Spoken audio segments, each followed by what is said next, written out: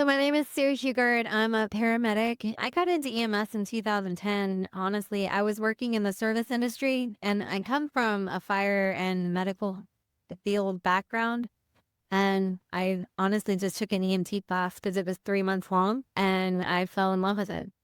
And you're known for, and the reason I wanted to talk to you is you're kind of an expert in human trafficking. You kind of travel around. I don't know whether you wanted that, but I saw it happen. I think you came to one of the EMS conferences and you were like, okay, here's human trafficking, and it kind of opened the door. But so tell us about human trafficking, what we need to know as EMTs and paramedics. So I think the biggest thing that we need to know is that the likelihood of us encountering victims while they're being trafficked is very high. Statistics say it's 63.3% of all victims of human trafficking have had contact with emergency professionals while they're being trafficked. Now, that's not just the pre-hospital setting, that does include in the emergency departments. That's a massive population, and we're not really trained. There's never, well, up until maybe 5 or 6 years ago, there wasn't really any education geared towards us. So what are some of the things that we should be looking for? So it comes down to little subtle things. Things like tattoos. Sometimes there's tattoos, they're very visible. They'd be on like chests or on the neck or the wrists or the sides or back of the neck. A lot of times it'll be pictures, maybe initial, and it comes down to asking questions, like, what does that mean? Or why did you get that? What made you get that? A lot of times victims might have a general story for something that's maybe rehearsed or practiced, but if you ask any further details, they're not going to have an answer for that. And one of the things I remember you saying is that you should ask them, do you know where you are right now? We typically do the A and O times four type Mhm. things, but there's another reason. Why would we want to ask them, do you know what city you're in? So a lack of awareness of location is a big red flag that we take as disorientation. Victims of human trafficking, both in the sex trafficking world and the labor trafficking world, are very commonly moved around from place to place. And so the likelihood that they actually know what city they're in is very low. So again, it comes down to asking very specific things. Like, you're not sure where you're at. Okay, can you tell me maybe where do you work or where do you go to school? And see if you can kind of narrow it down from there. One of the victims I interviewed, she came into contact with healthcare professionals a lot, more so in the clinic setting. But one of the common things that she was asked was, you go to the doctor a lot. Is there a reason for that? Well, they had rehearsed.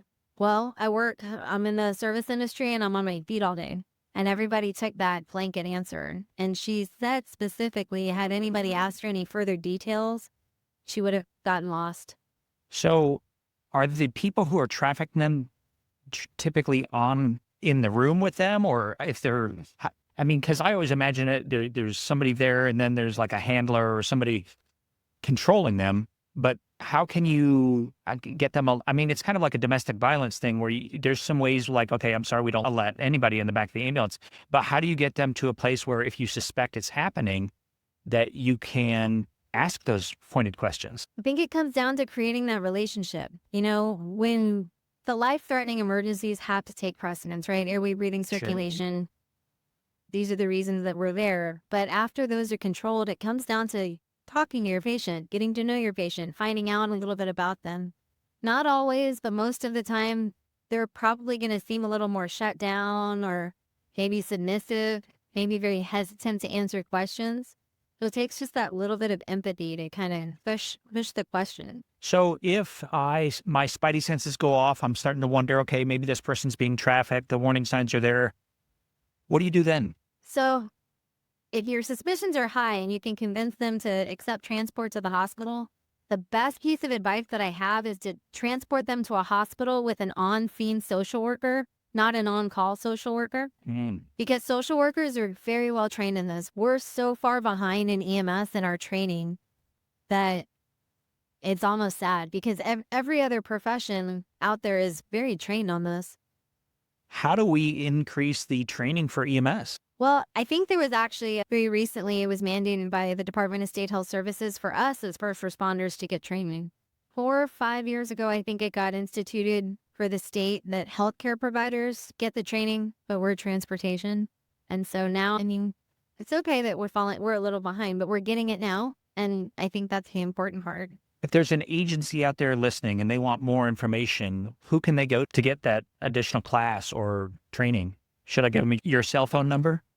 I'm just kidding. Anybody's always welcome to reach out to me. I don't like to call myself the expert. I'm very appreciative that was a title that was dawned on me by y'all, and Okay. for not just you, but Okay. others around me, and I appreciate You're that. more but- knowledgeable than the average person, and so that makes you an expert, at least in this, right? I mean, truly, most people, they put expert on any sort of TV show, so I'm sorry, I don't mean to call you an expert. No. Novice, you're above an amateur, but you do know a lot about this. Absolutely. Anybody's always welcome to reach out to me. I also recommend reaching out to the state. Yeah. The Attorney General's office has a lot of information. They have a whole human trafficking task force. Ascension Hospitals in Texas actually has a whole human trafficking task force of their own. It's not through every single Ascension hospital, but it is through a lot of them Okay. through the Central Texas area. And I think that's pretty big. What else does an EMT or paramedic need to know about this? I think that it's important for everybody to know that it doesn't matter where you live. Right now, human trafficking is in your city. If you're in a big city, you actually have more resources. If you're in a rural area, I think it's a personal opinion, but I think the likelihood of human trafficking happening is a lot higher. It's because you don't have the resources to really have for law enforcement or for any volunteer services. Yeah. I remember hearing your speech, and it's something that's so difficult to talk about, and it's almost easier sometimes imagining it's not happening, right? And then you said something about how some of these victims, like the police are in on it. And that just blew my mind, the fact that there could be multiple people in on it. It's disgusting. It's horrible and it's disgusting. And the sad truth is that I think again, this is a personal opinion. I think it's probably been around since the dawn of time. True. It was just called slavery. And so it was more acceptable because that's been around forever. Let's talk about the victims and what you know about what happens if, let's say, we can get somebody out of this. What's the path for them? The path for them is there are a lot of resources out there. There's a lot of communities have nonprofits that will work with them through the after trafficking. If there's any law enforcement cases that need to go to case, there's a lot of lawyers, or there's some lawyers that will offer legal aid for free to victims of human trafficking. And it's about really just trying to help them get their life back and take ownership of their life again. It can be a sticky situation because it's a matter of getting them to choose to do it. You can't really force them to, because the whole point is that they just got out of a situation where they were being forced into doing something. Sue, what haven't I asked you that I should have asked? Or what else do you need to share about this? So the National Human Trafficking Hotline is a 24/7 hotline that victims can call for help and reach out to. The phone number is 1-888-373-7888. They also have a website. There's a text line. It's 233-733 or Be Free. I believe that one's only Monday through Friday. However, If you're being trafficked, we can only answer your calls Monday through Friday. That's terrible. But the phone line is 24/7. Okay. And All right. 100% of those calls are actively investigated. Okay, that's good. And we'll put the links in the show notes so that people can help. I would recommend everybody put that in their cell phones right when you listen to this. Absolutely. Yeah. Well, Sue, thank you so much for what you're doing to help all of these people and help educate people like me. So thank you again. Thank you for having me.